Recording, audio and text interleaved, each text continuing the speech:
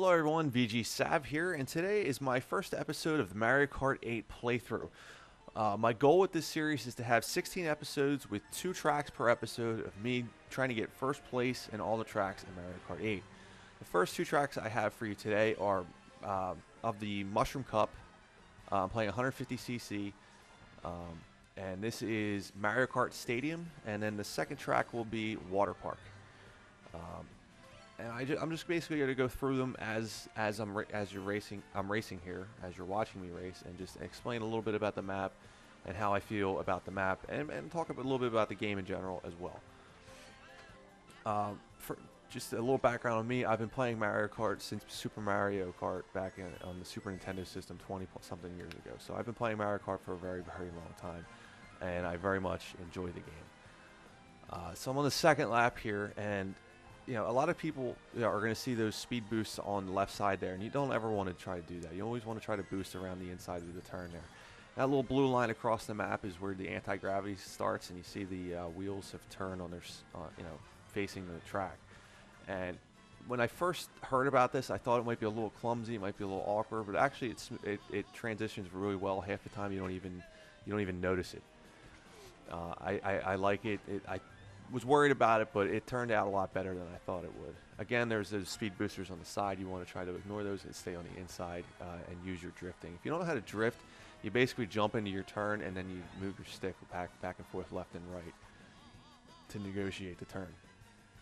So again, here's where the anti-gravity starts, and you'll notice that the camera it's a slow turn, but it does turn with you, so you almost hardly notice that you're going into anti-gravity.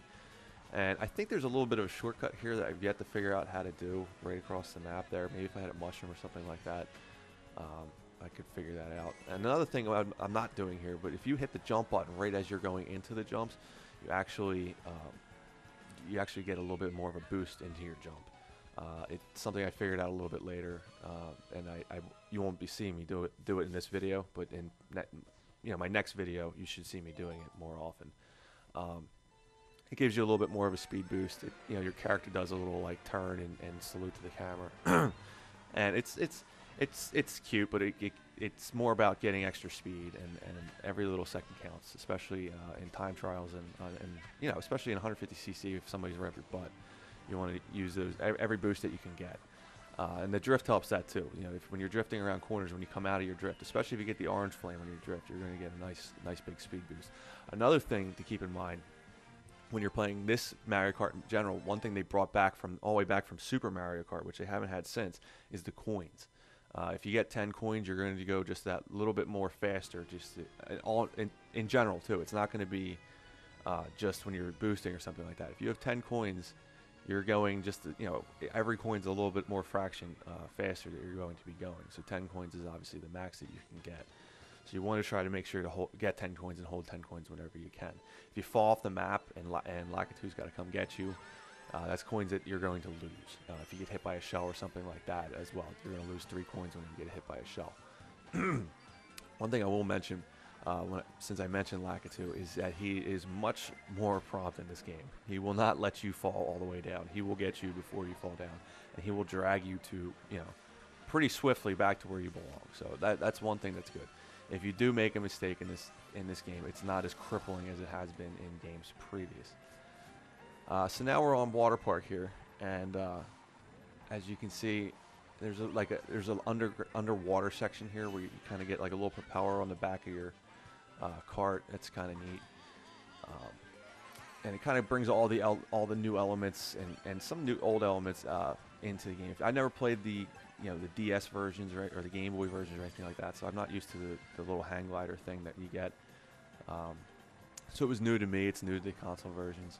And you see your underground, we're anti-gravity here, and I don't know if you saw me spin right there, but they actually put spinners into some of these anti-gravity sections for you. If you hit them, you get a little speed burst. Also, if you hit another player as they're passing you, the same thing will happen. You'll get a little bit of a speed burst. Again, try to get whatever speed burst you can. Every speed burst you get makes that much more of a difference.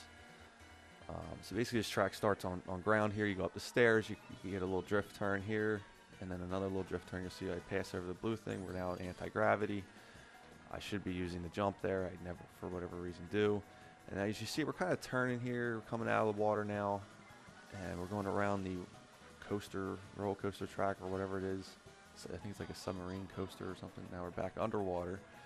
And then there's actually a shortcut right there if you have a mushroom. You go right through those cupcake things right there.